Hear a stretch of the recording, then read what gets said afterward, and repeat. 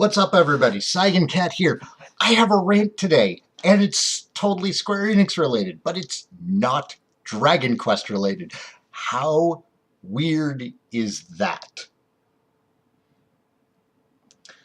This actually does mirror something in Dragon Quest, though. Let's talk about Jessica's character in Dragon Quest VIII for a moment, okay? Serious, strong, has a weak side.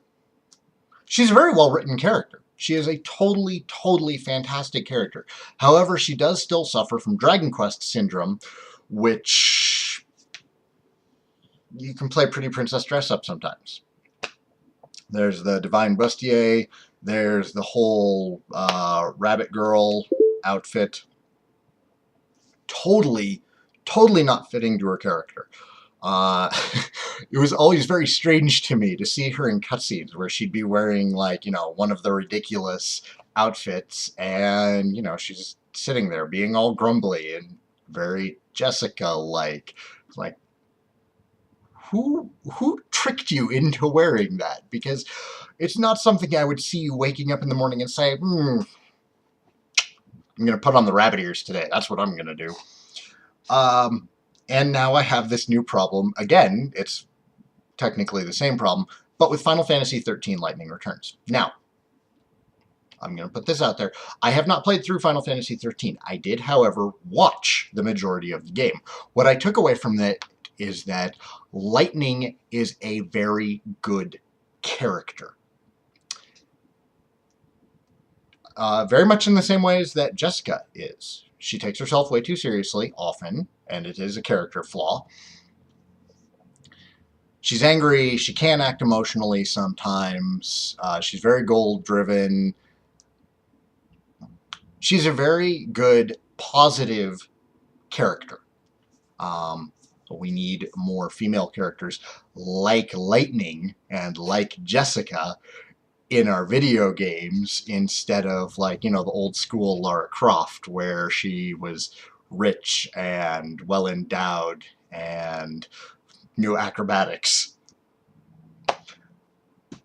Otherwise, this, the gaming industry is always going to be recognized as this male-dominated hobby and industry. And, we've been making pretty good strides away from that. A lot of good strides in, like, the last decade. I don't think it's near the issue that it would have been, like, 10 years ago. It's getting better. But that does bring me to this game is actually one that I really enjoyed. Final Fantasy X-2. Notoriously also known as what I like to call Pretty Princess Dress-Up. It's been called this in a number of circles.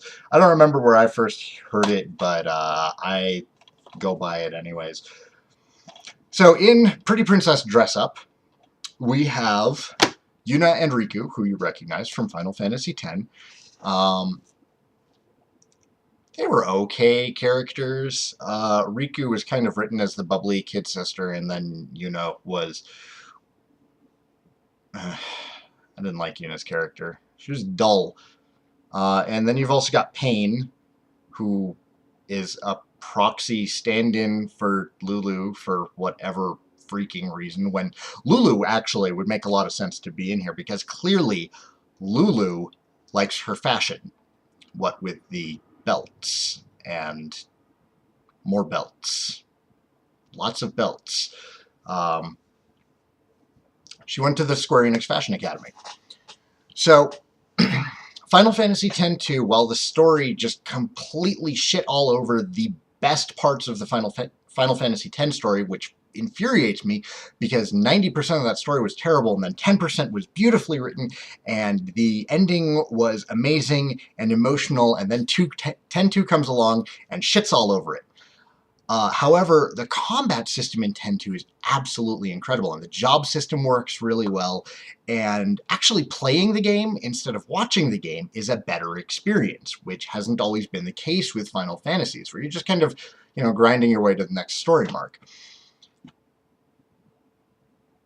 The dress sphere system was fantastic. I mean, yeah, essentially you are playing dress up into, these various cute costumes that the characters are going to wear, and it's all fun.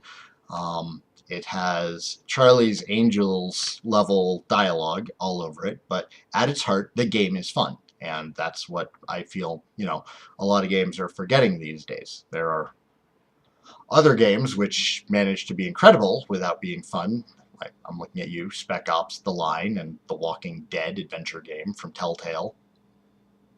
Not fun games, absolutely incredible pieces of art. So they've kind of continued on with the pretty princess dress-up idea for Lightning Returns. And I was looking through a lot of the costumes after seeing her paladin costume, which is cool as hell. I am a sucker for awesome white armor. The glasses kind of threw me off. I don't know why she's wearing glasses there. She doesn't really seem to have them in any of the other costumes, unless I missed one. But there were a couple that didn't make any sense. Like, things that I would never, ever see Lightning, like, leaving the house in. Like, let's talk about Amazon Warrior and Nightmare costumes. There is no part of my mind that can actually picture Lightning wearing these outfits. Same as Jessica with, like, the stupid Divine Bustier, things like that. And I don't think that they're going to really detract from the actual gameplay. I'm sure that the job system in it is just going to enhance it, because, again, it looks really good, especially for a Final Fantasy game, which is, they've been questionable in recent years, ever since 7. But this brings up an interesting point of, when is sexuality in video games okay? Now, I can argue both sides of the fence. I can certainly see the opinion that some people will have when they look at a game like, oh, let's say King of Fighters, and they see Mai, and they say, oh, you're just playing that character for TNA. When SNK characters actually have wonderfully diverse backgrounds. Mai is a kunoichi. There is actually a point to her ridiculously revealing outfit, and that is, it distracts her enemies. It would work on me. But at some point, it kind of gives the onlookers, those from outside the gaming hobby area, the wrong idea about games. Bayonetta is a wonderful, wonderful example. The sexualization in Bayonetta is wildly over the top. But it fits the character, and it allows for just, like, really, really absurd things to happen in the game, because they give you so much freedom with it. And since everything is over the top in Bayonetta, her looks might as well be too. Her special moves, the way she spins around on, like, the poles like a stripper, it all actually kind of fits in and adds to the experience, because half of what Bayonetta is that overhyped sexuality, in the same way that half of Gears of War is that the screen is just constantly flooded with testosterone and guys who have spent 16 hours at the gym every day. Ladies, don't lie. I know you look at Marcus Phoenix. I know it. You've told me. Dom, not so much. Most people think Dom is kind of annoying. Most people. Not all. I'm sure there are some Dom fans out there. I try to understand Dom because what he went through in 2 is pretty bad, but I was still pretty mad at him in 3. And I can't give away spoilers, but Gears of War is a really good trilogy to play. Until about halfway through 3. Let's talk about other male characters in video games who are made overly attractive. Dante in Devil May Cry. Oh my god. Let's not even talk about the new one. He spends like the first half of that game walking around naked. Kratos. Ha! He's running around in a loincloth for every single game. Final Fantasy VII. I actually think this one might have started it. I think this one started luring more female gamers into it with promises of Bishojo or Bishonen Sephiroth, because he is really, really pretty, and you don't find out about his mother complex until later on into the game. And then we have examples of where sex in video games is actually done really, really right, and it's actually really important to a wonderful and adult and engaging story.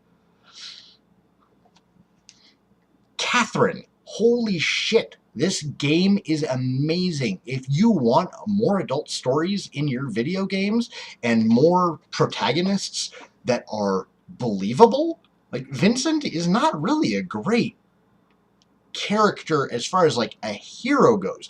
Where the characters in Catherine succeed is that they're human. They are so human. They're so believable. All of them have these obnoxious character flaws where you're like, I know somebody like that. I totally know a guy like that. I totally know girls like the ones in Catherine. Everybody in Catherine is flawed to the point where they are just all easily recognizable human characters. And the game has a massive focus on sex and sexuality. One of the best games I played the year that it came out. It's still one of my favorite games. You know, I've got the giant pizza box special edition. Play it. If you have not played Catherine, play it. Definitely put it on easy mode, though, because that game is really hard, even on easy mode. I think I died like 60 times on easy mode. Now let's have an example of sex in video games for just the sake of sex. Oni-chanbara, Bikini Zombie Slayer, Bikini Samurai Squad, excuse me. I absolutely picked that up. I saw that as like, wow, that looks stupid as hell. I'm gonna buy it before it disappears, because very often, like, the weird games have a tendency to disappear and then never get heard of again, and then they resurface 20 years later, and they're really hard to find. I'm looking at you, Klonoa, on the PS1. Oni-chanbara is not a good game. It's sold for one reason, and one reason only. And I'll give you a hint. The lack of clothing is your hint.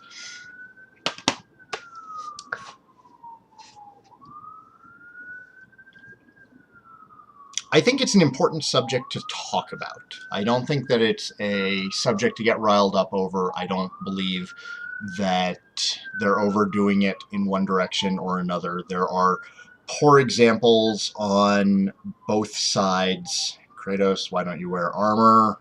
Why doesn't anyone wear armor anymore? Like, Lightning had some great costumes. Some amazing costumes that are very well done, and I wouldn't normally to believe the people at Square Enix to have been capable of including costumes with fewer than 5 zippers and 8 belts, but they are there. What's distressing to me is how they would manage to take a character like Lightning, who has been built up over 2 games already, and then drop her into some of these bikini outfits in Lightning Returns. It just doesn't fit her character. Like, it fits Vanille? I'm saying her name wrong. It fits her kind of. Riku in Final Fantasy X. She was the eye candy in Final Fantasy X, as well as Lulu. It fits characters like them that know what they have, and they know that they're going to rock it. But it doesn't fit characters who are focused purely on combat and getting the goals taken care of and never ever having fun.